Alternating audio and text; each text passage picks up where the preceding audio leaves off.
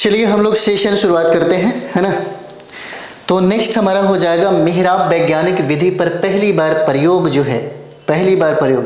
देखिए 7th class का इतिहास है, जिनका सब्जेक्ट कॉम्बिनेशन में हिस्ट्री है, जिनका टीजीटी में हिस्ट्री है, जिनका पीजीटी में हिस्ट्री है, उन विद्यार्थी के लिए सबसे ज़्यादा इम्पोर्टेंट हो जाता है, सबसे ज़्यादा इम्पोर्टेंट है। एससीईआरटी की जो बुक्स है सारे लोगों के लिए है, लेकिन इतिहास में जिनका सब्जेक्ट ही इतिहास हो उनके लिए बहुत इम्पोर्टेंट है। पूछा जा सकता है कि मेहराब का प्रयोग जो है, मेहराब का प्रयोग कहाँ मिलता है। मेहराब जो है एक वैज्ञानिक विधि पर पहली बार प्रयोग जो हुआ कुतुब मीनार के प्रवेश द्वार यानी कि अलाई दरवाज़ा में देखने को मिलता है। मेहराब विधि का प्रयोग पहली बार अलाई दरवाज़ा में देखने को मिलता है, जिसे हम लोग कुतुब मीनार का प्रवेश द्वार कहते हैं। पूछा गया सवाल है, लगभग 1-2 बार प्रश्न पूछा गया है कि मेहराब जो है यह वैज्ञानिक एक विधि है जिसका प्रयोग पहली बार अलाई दरवाज़ा में देखने को मिलता है। बिहार शरीफ में स्थित मलिक इब्राहिम या मलिक बया का मकबरा, तेलहड़ा का मस्जिद, बेगू हजाम की मस्जिद जो तुर्क अफगान शैली से निर्मित है ना। बिहार शरीफ में स्थित मलिक इब्राहिम या मलिक बया का मकबरा और तेलहड़ा का मस्जिद, बेगू हजाम की जो मस्जिद है, पूछा जा सकता है कि किस शैली में निर्मित है, तो तुर्क अफगान शैली में निर्मित है। ये अटाला मस्जिद जौनपुर में है। पूछा गया सवाल है कि अटाला मस्जिद कहाँ पर है, तो ये जौनपुर में हो जाएगा। अटाला मस्जिद जौनपुर में है। और बिहार में तुर्क काल की सबसे महत्वपूर्ण इमारत, बिहार में तुर्क काल की सबसे महत्वपूर्ण इमारत जो है, वह बिहार शरीफ में स्थित मलिक इब्राहिम या मलिक बया का मकबरा हो जाता है। मलिक बया का मकबरा हो जाएगा। बिहार में तुर्क काल की सबसे महत्वपूर्ण इमारत बिहार शरीफ स्थित किसका, मलिक इब्राहिम या मलिक बया का मकबरा है 1353 में। और दिल्ली के तुगलक शैली का प्रभाव, प्रेरणा किसका था, तो तुगलक शासक गयासुद्दीन के मकबरे से ये हम लोगों को मतलब ये प्रतीत होता है। और मलिक इब्राहिम एक प्रसिद्ध सूफी संत थे। इस मकबरे का निर्माण उनके लड़के सैयद दाऊद के द्वारा करवाया गया। मलिक इब्राहिम एक प्रसिद्ध सूफी संत थे, हो सकता है ये सवाल पूछे आपसे। इस मकबरे का निर्माण उनके लड़के सैयद दाऊद के द्वारा किया गया, सैयद दाऊद के द्वारा किया गया, है ना। और मुगल कला का आरंभिक रूप जो है बागों के निर्माण में दिखता है, और इसकी शुरुआत बाबर के द्वारा किया गया। और बाबर बागों के बाग बगीचों के सबसे ज़्यादा प्रेमी थे। गार्डन भी था, मुगल गार्डन के नाम से जानते हैं। तो मुगल कला का आरंभिक रूप जो है बागों के निर्माण में दिखता है, और इसका प्रारंभ जो है यह बाबर ने करवाया था। एतमादुद्दौला का मकबरा, एतमादुद्दौला के मकबरा में पहली बार पित्रा दूरा तथा रंगीन पत्थरों से पच्चीकारी का प्रयोग किया गया है। बहुत बार प्रश्न पूछा है, इम्पोर्टेंट है। सारे तो प्रश्न तो यही एससीईआरटी से एनसीईआरटी से ही पूछे जाते हैं। मटेरियल पढ़ने से बेहतर है किताबें एक बार पढ़ लीजिए, बीपीसी टीचर में आपका सिलेक्शन हो जाएगा। बहुत बड़ी बात नहीं है। बस किताबों को पढ़ने के लिए आपको लग रहा होगा कि ढेर सारा किताब है, बहुत सारा किताब पढ़ना होगा, लेकिन बहुत सारा किताब नहीं पढ़ना है। अगर आपका इतिहास में सब्जेक्ट कॉम्बिनेशन में यदि आपका इतिहास है, तो इतिहास में हमको क्या पढ़ना है, टीजीटी पीजीटी के लिए देखिए प्राचीन भारत का इतिहास, मध्यकालीन भारत का इतिहास, आधुनिक भारत का इतिहास और विश्व का इतिहास पढ़ना है। तो ये सब चीज़ें जो भारत और विश्व का जो इतिहास है आपको एससीईआरटी से या एनसीईआरटी से भी, एससीईआरटी पढ़ेंगे तो एससीईआरटी से ये फ़ायदा होगा कि बिहार के संदर्भ में यदि प्रश्न पूछेगा तो आपसे बन जाएगा, गलत नहीं होगा, है ना।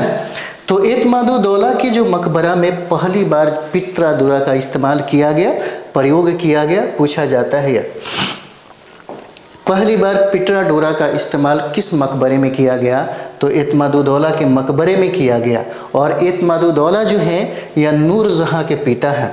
नूरजहाँ जिनका नाम है मेहरुन्निसा और जिनका विवाह हुआ था जहांगीर से, इनका विवाह हुआ था जहांगीर से हुआ था।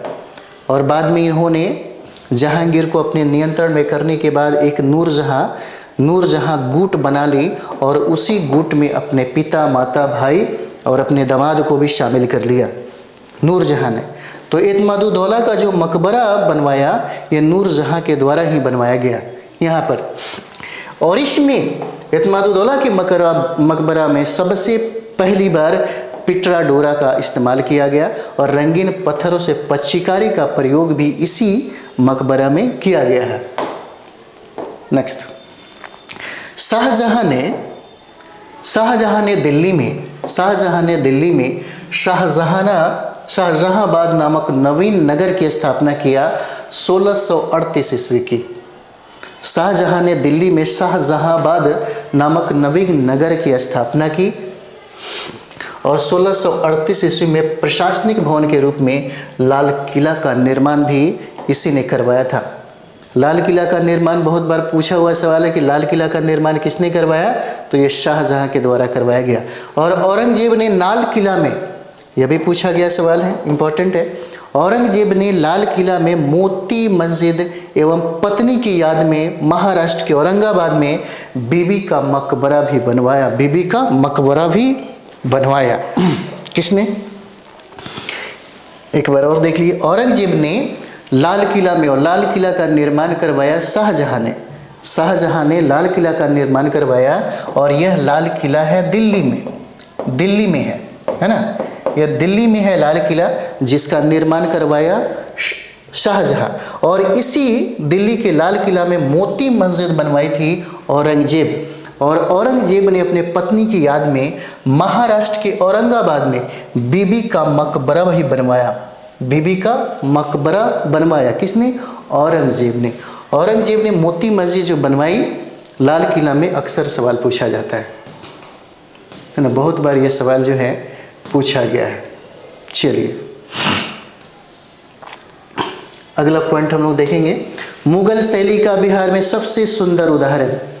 मुगल शैली का बिहार में सबसे सुंदर उदाहरण 1617 में निर्मित शाह दौलत खां मनेर स्थित का मकबरा है, जहां जहांगीर के समय में बिहार प्रांतपति इब्राहिम खां काकर ने बनवाया था। और इसका निर्माण लाल बलुआ पत्थर से हुआ। अब जरा सोच के देखिएगा, यदि यह प्रश्न आपके बिहार के संदर्भ में पूछे, तो बिहार के संदर्भ में यदि यह प्रश्न पूछेगा तो यह निश्चित तौर पे आपके एनसीईआरटी में नहीं मिलेगा।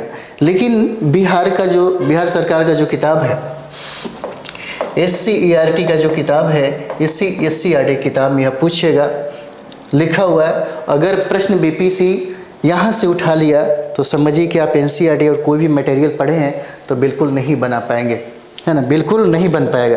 तो यहाँ पर देखिए, मुगल शैली का बिहार में सबसे सुंदर उदाहरण जो है 1617 में निर्मित शाह दौलत खां मनेर स्थित मकबरा है, जहाँ जहांगीर के समय में बिहार प्रांतपति हैं। जहांगीर के समय में यह भी पूछा जा सकता है कि जहांगीर के समय में बिहार का प्रांतपति कौन था, बिहार का प्रांतपति, तो ये इब्राहिम खां काकर हो जाते हैं। और इन्होंने ही इस मकबरा का निर्माण करवाया। और इस मकबरा के निर्माण में लाल बलुआ पत्थर का इस्तेमाल सबसे ज़्यादा हुआ। तो इस तरह से एनसीईआरटी जो है यह सबसे ज़्यादा बेनिफिट पहुंचाता है। कभी कभी आप देखिएगा, कुछ ऐसे विद्यार्थी हैं जो किताबों का जुगाड़ कर लिए होंगे, व्यवस्था कर लिए होंगे एससीईआरटी का, और एससीईआरटी का किताब लेकर के वहीं सेल्फ स्टडी करना है। उसी किताब को अगर सेल्फ स्टडी करिएगा, देखिए मटेरियल हम इसलिए नहीं बोल पाते हैं आपको, जैसे में अगर एससीईआरटी को 1 से 2 बार, है ना, एससीईआरटी को 1 से 2 बार आप सेल्फ स्टडी करिए तो कहानी के माध्यम से याद भी रहेगा, चीज़ों को समझिएगा, कॉन्सेप्ट भी आपको मिलेगा और फैक्ट भी मिलेगा। दोनों इन्फॉर्मेशन आप चाहें तो एससीईआरटी से कलेक्ट कर सकते हैं। इसका फ़ायदा क्या होगा, जब आप एग्ज़ाम हॉल में बैठेंगे तो प्रश्न जब भी पूछेगा तो आपको समझ में आएगा कि अच्छा हमने इसे पढ़ा था, लेकिन डायरेक्ट अगर किसी नोट्स के माध्यम से पढ़ते हैं तो वो चीज़ें कन्फ्यूज कर जाएगी, है ना। लेकिन आप अगर किताब के माध्यम से पढ़ते हैं और यदि आपका खुद का नोट्स अगर हो जाए, खुद का अगर नोट्स हो जाए आपके पास, क्योंकि आप देखिएगा एग्ज़ाम जो है अप्रैल में ले या ना ले, लेकिन मई जून तक ले लेगा, 100% ले लेगा, क्योंकि इसके पहले ए स्टेट का एग्ज़ाम जो है, ए स्टेट का एग्ज़ाम करवाएगा और एग्ज़ाम करवाने के बाद रिजल्ट देगा, और रिजल्ट देने के बाद जो विद्यार्थी फाइट करेंगे, जो पास करेंगे, उन सारे विद्यार्थियों को 4.0 में मौका भी देगा, मौका दे रहा है। इसलिए थोड़ा सा लेट हो सकता है, लेट हो सकता है, क्योंकि नोटिफिकेशन में भी थोड़ा सा हो सकता है लेट हो, क्योंकि इसीलिए इसका प्लानिंग है कि कम से कम ए स्टेट जो है, बी टेट जो है, ए स्टेट जो है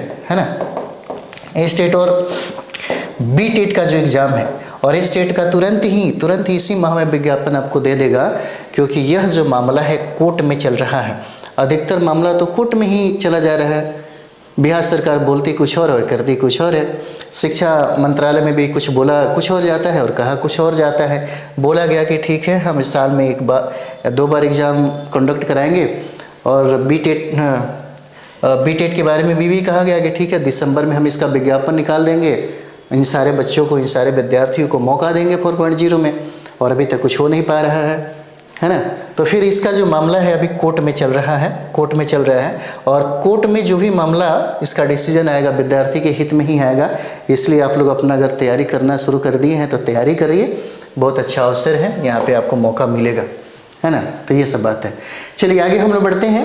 बिहार के सासाराम में 3 मकबरों का निर्माण 16वीं शताब्दी में शेरशाह और उसके पुत्रों ने बनवाया। कहाँ पर? बिहार में, बिहार में। और पूछा गया है कि शेरशाह का किला कहाँ पर है, शेरशाह का किला कहाँ पर है, मकबरा कहाँ पर है, पूछा गया सवाल है। तो बिहार के सासाराम में 3 मकबरों का निर्माण 16वीं शताब्दी में शेरशाह और उसके पुत्रों ने बनवाया, और यह जो बना अफगान शैली से निर्मित हुआ है यह मकबरा। महाबोधि मंदिर बिहार में नागर शैली से बना हुआ है, बहुत ही इम्पोर्टेंट है आपके लिए, बहुत इम्पोर्टेंट है।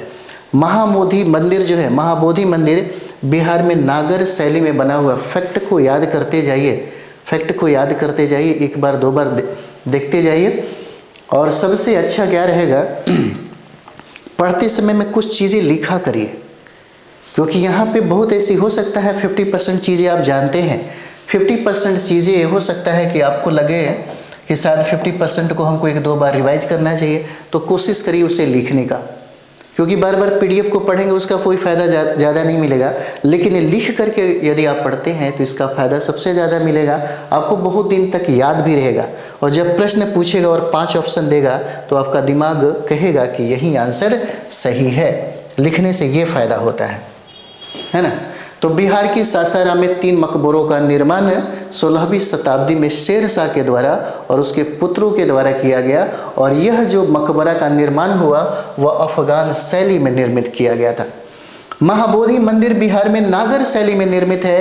पूछा जा सकता है कि महाबोधि मंदिर जो गया में है वह किस शैली में निर्मित मंदिर है, तो नागर शैली में है। और मैंने कहा था कि नागर शैली का संबंध उत्तर भारत से है, द्रविड़ शैली का संबंध दक्षिण भारत से है, और बेसर शैली का संबंध मध्य भारत से है।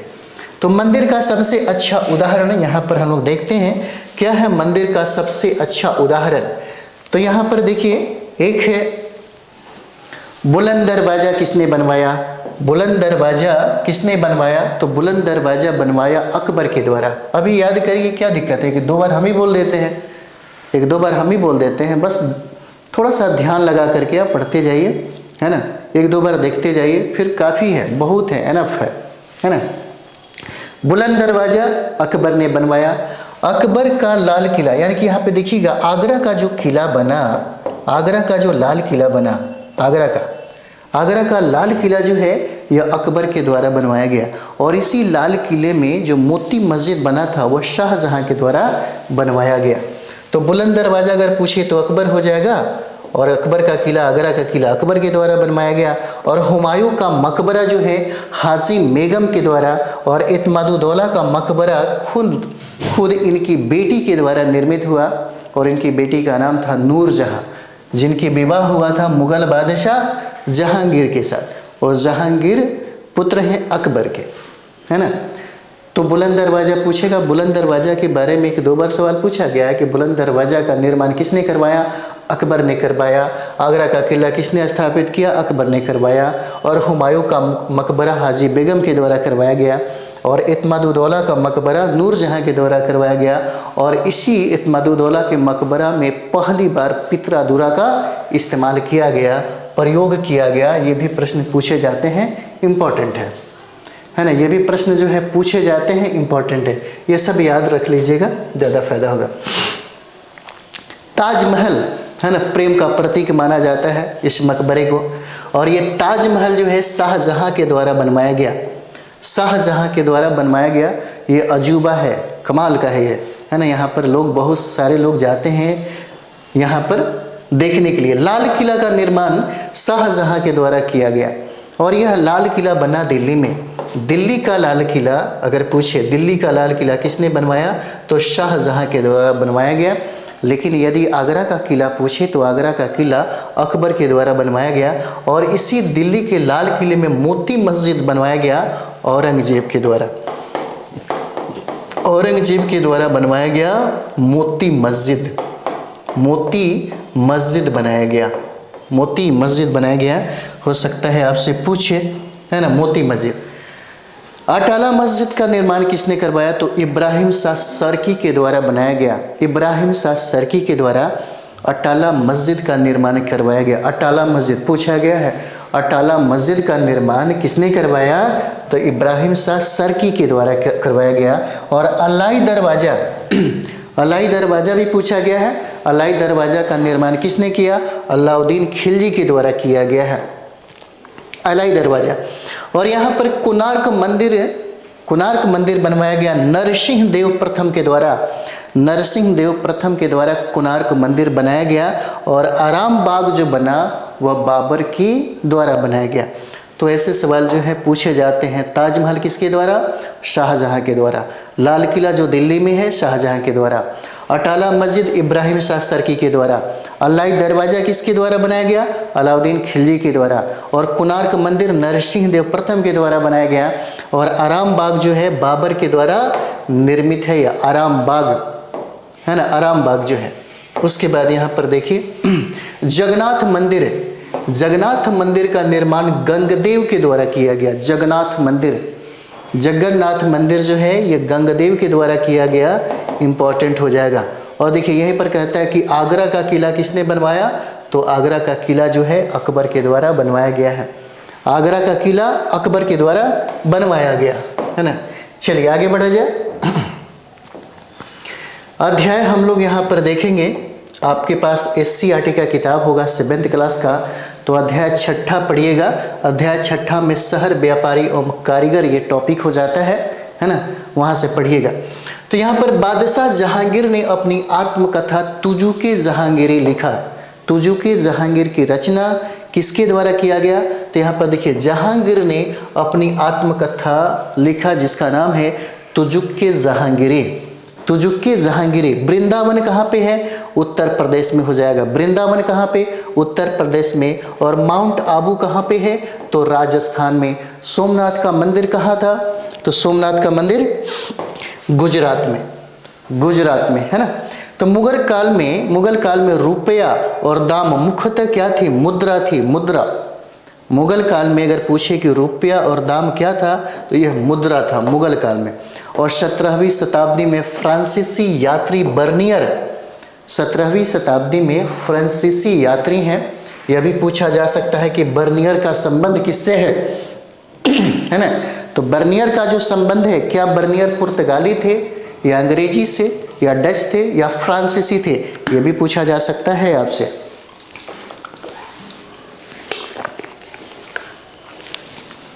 है ना, यह भी पूछा जा सकता है। तो मुगल काल में रुपया और दाम मुख्यतः क्या थी? मुद्रा थी। 17वीं शताब्दी में फ्रांसीसी यात्री बर्नियर मुगल राजधानी दिल्ली आया था।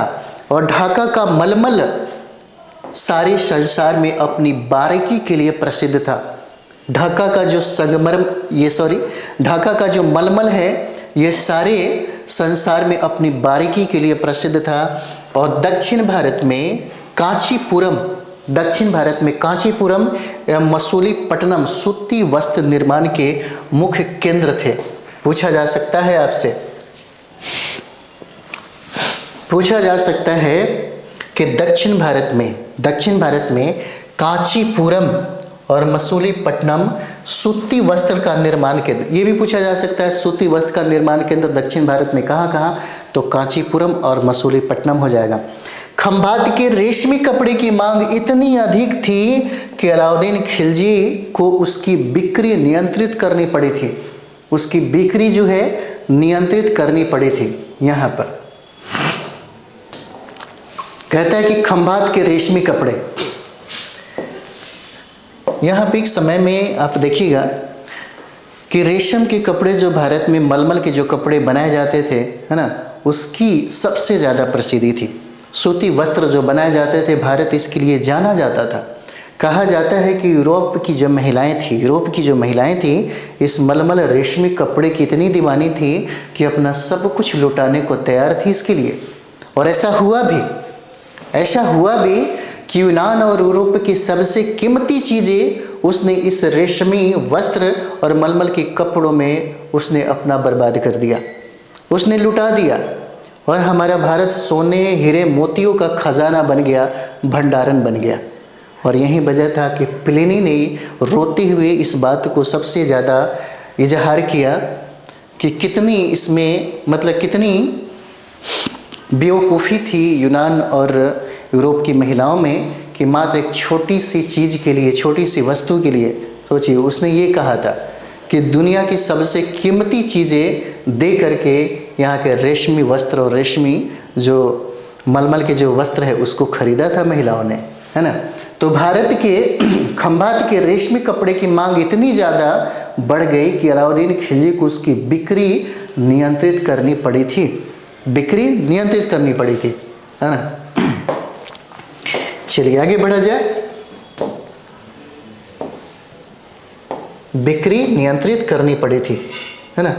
और यहाँ पर देखेंगे कश्मीर ऊनी शॉल के लिए विख्यात है। आज भी अधिकतर देखते हैं शॉल जो आपको मिलेगा वो बहुत ही कीमती, बहुत ही टिकाऊ और बहुत ही खूबसूरत होता है।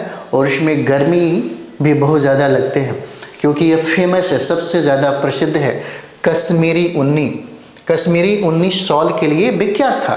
और बर्तनों पर सोने चांदी के सुंदर जड़ाऊ कार्य के लिए बीदर प्रसिद्ध था।